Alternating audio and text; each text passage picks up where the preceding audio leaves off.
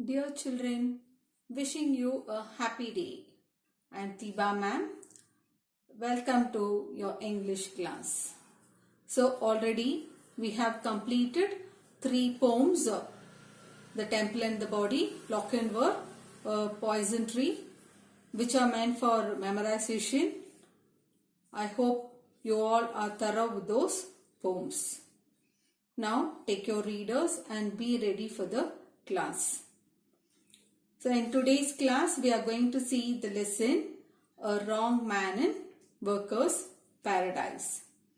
And note the points in your reader or in your rough note. And read the lesson daily once. Reading is very important, children. So please read the lesson daily once. Okay. So A Wrong Man in Workers' Paradise. So, what do you mean by paradise? You may call it a heaven, the abode of sanctified souls after death, a very pleasant place where you get a very positive experience, likewise. And it was written by Rabindranath Tagore. So a note on the author.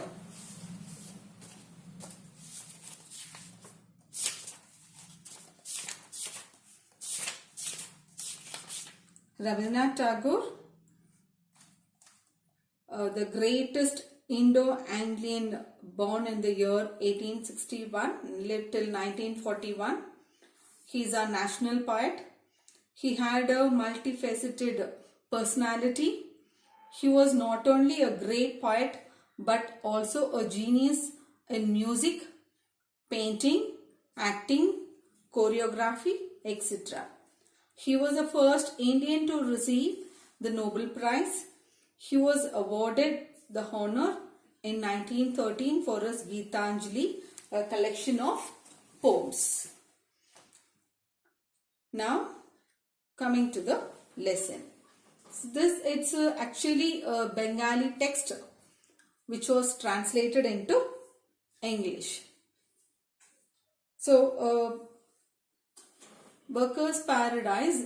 So this is A Wrong Man in Workers' Paradise. It is a story about a place where all people work tirelessly on some useful and purposeful work, and how to such kind of a place an idle man by mistake enters into this world of the inhabitants of Workers' Paradise.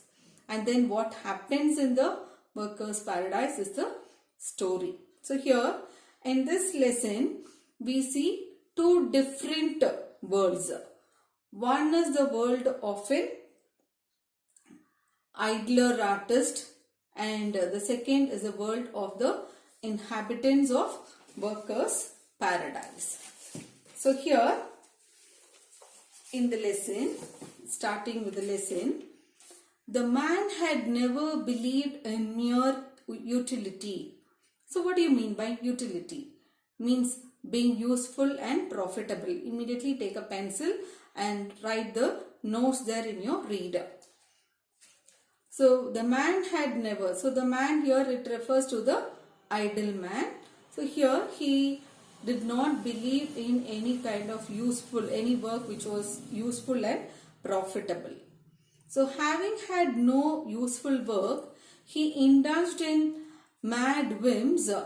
He made little pieces of sculpture, men, women and castles, quaint earthen things dotted over with seashells. He painted.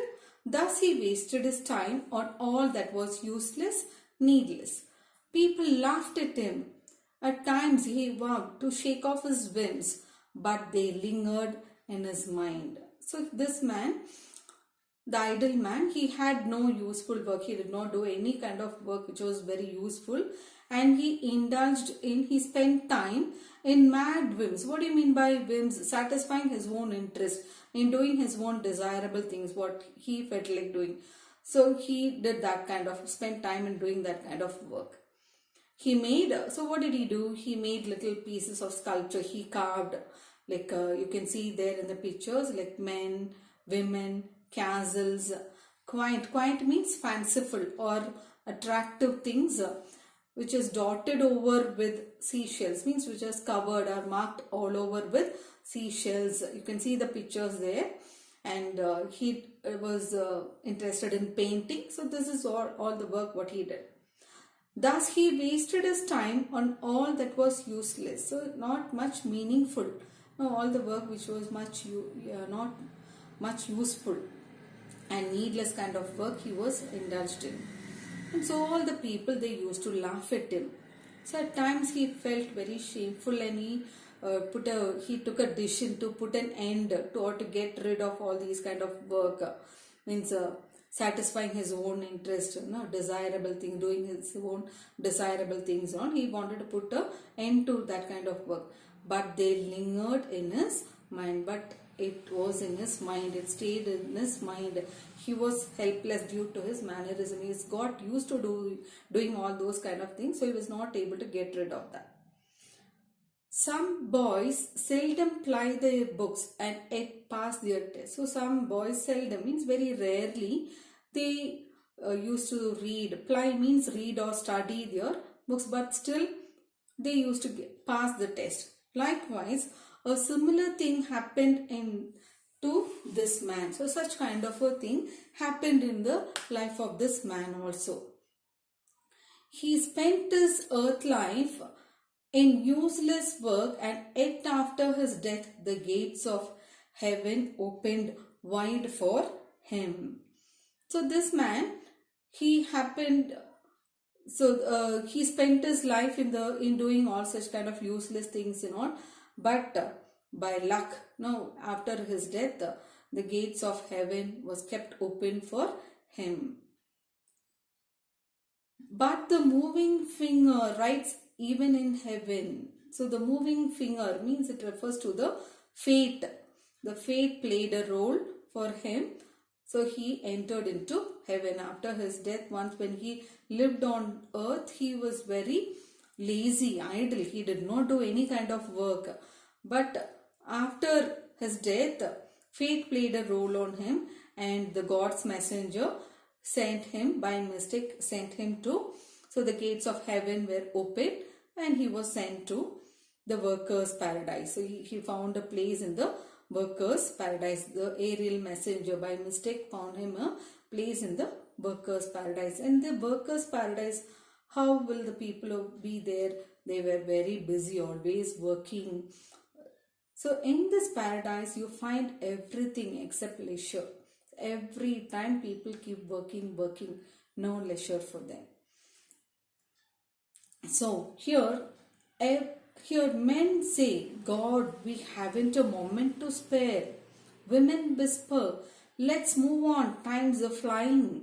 All exclaim, time is precious. We have our hands full.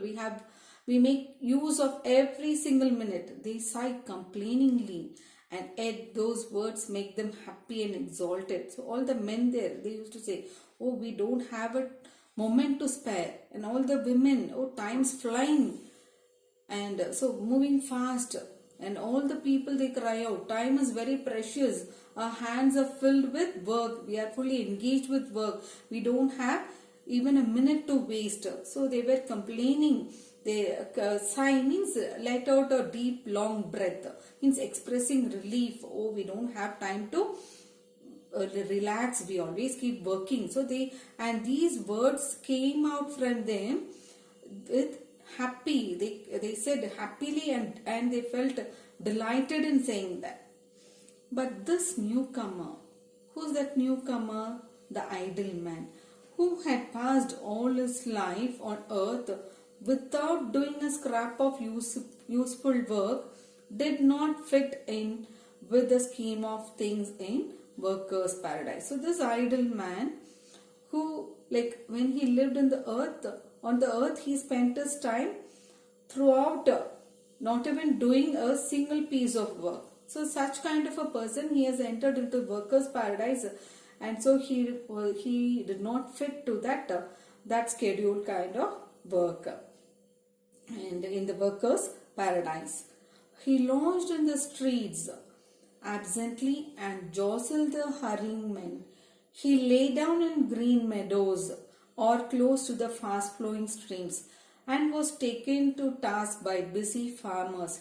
He was always in the way of others. He lounged means he moved about very relaxedly, and absently means in the streets very relaxedly he moved about, not paying attention to anything, and jostled the hurrying men, and he roughly pushed against the people. There in the workers' paradise, people were hurry moving about, and so here he just roughly pushed against them.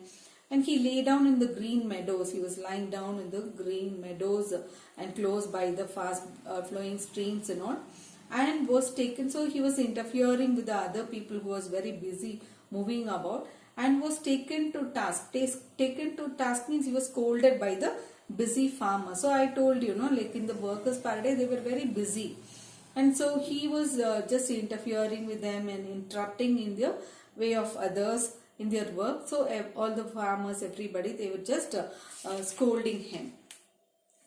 So here a bustling girl. So that in this workers' paradise, a bustling. What do you mean by bustling? Moving in a hurried way, means very energetically. A girl, always she used to go every day. She used to go to the torrent. So what do you mean by torrent? Torrent means it's a strong and a fast moving stream of water. So a girl, she used to move very energetically to fill her pitchers. Pitchers means there you can see in the picture, you can see she holding a pitcher, means a large jug. So every day she used to go to that torrent to fill the pitchers. And there it is said silent torrent. What do you mean by silent torrent? So here, like in the workers' paradise, so they keep working, so they need much of energy. So even the stream, the torrent, the fast flowing stream, on its flow, it did not want to waste its energy. So it did not make a heavy sound. It was flowing very silently. The girl's movement on the road was like the rapid movement of a skilled hand on the strings of a guitar. And so next here it explains about the girl's movement, how the girl moved on the road. So the girl's movement is compared to a expertized or a well practiced hand, how it plays on the strings of a guitar, how fast it or swift it moves on the strings of a guitar. Like that the girl used to move on the road, and her hair was carelessly done. So she did not carefully plait her hair, it was carelessly done. And inquisitive wisps. Inquisitive means very curious.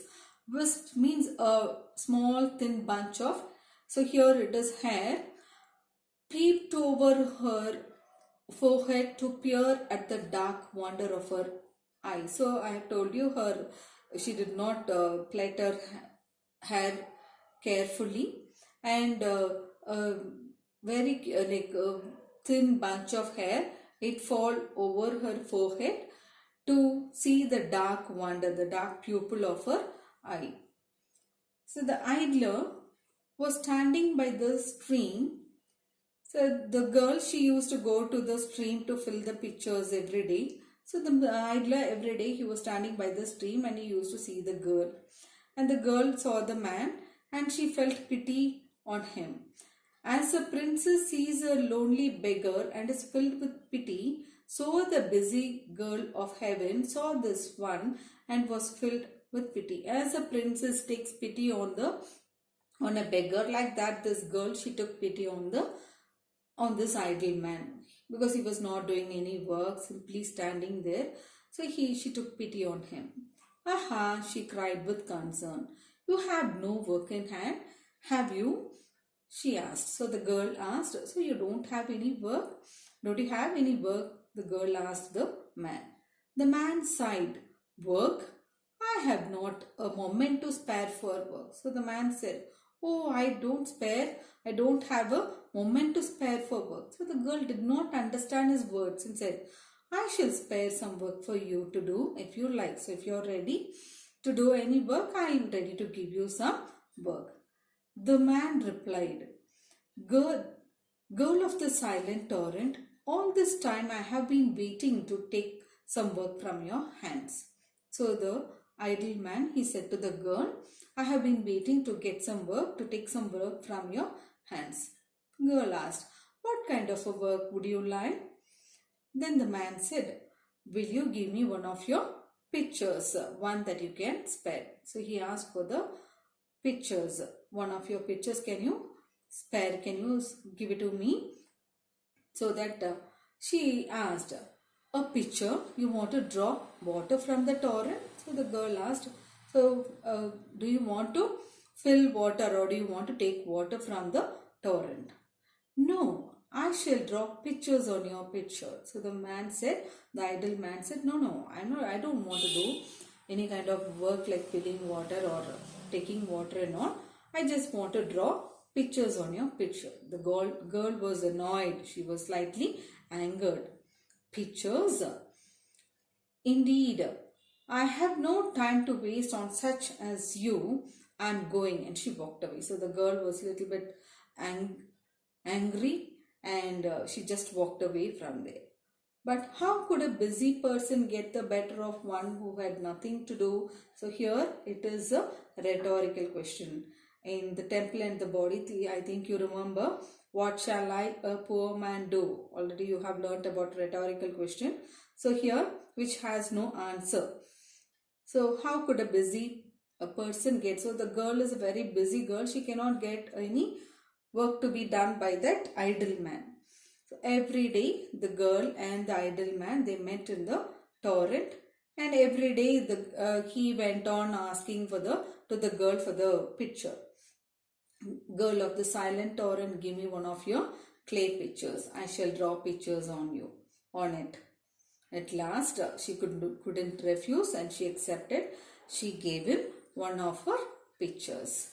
So I think, so for today's class, half of the lesson I have taken.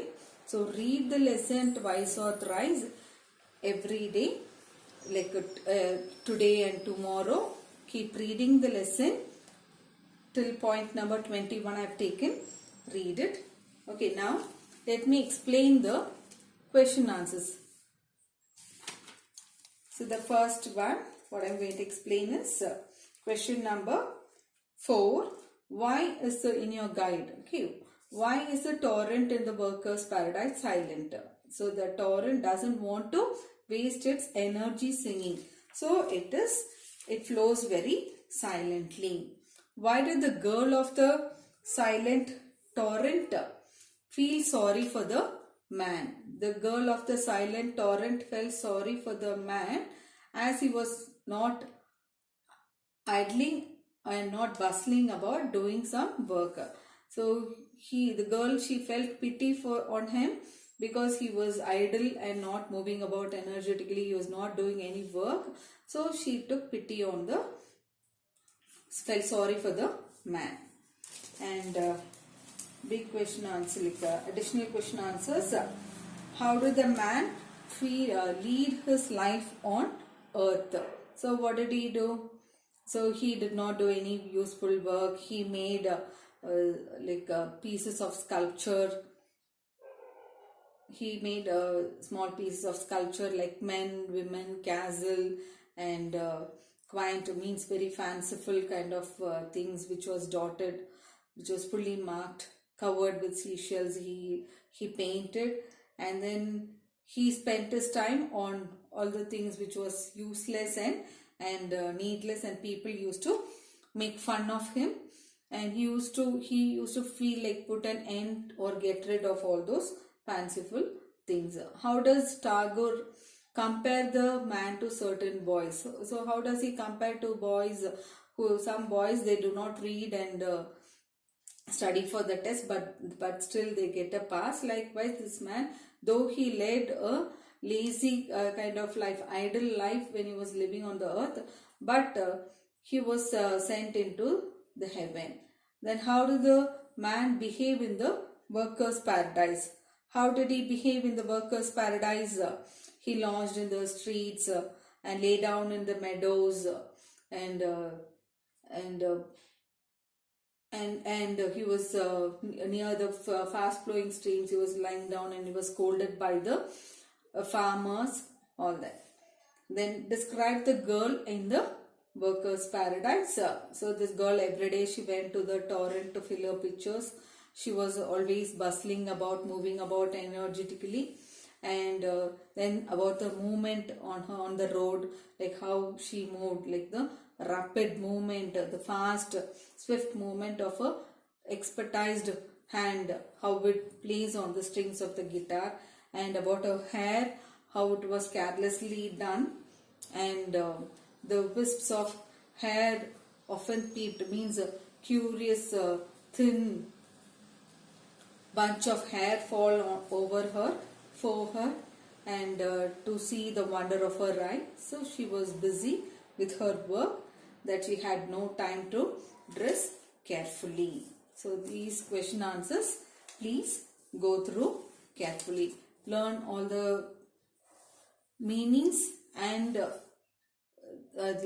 synonyms and the antonyms what is given in your reader, and the antonyms what is given in your guide. Synonyms what is given in your reader and antonyms what is given in your guide. Please go through all those. Clear, children? And about the home assignment, learn 1 to 6 question answers. Okay, learn 1 to 6 question answers and additional question answers 1 to 5. All that you learn now I have explained. And in your classwork, write, if possible, please get pictures and stick there. And question answers, classwork 4 and 6. Please write it. Okay. Thank you, children.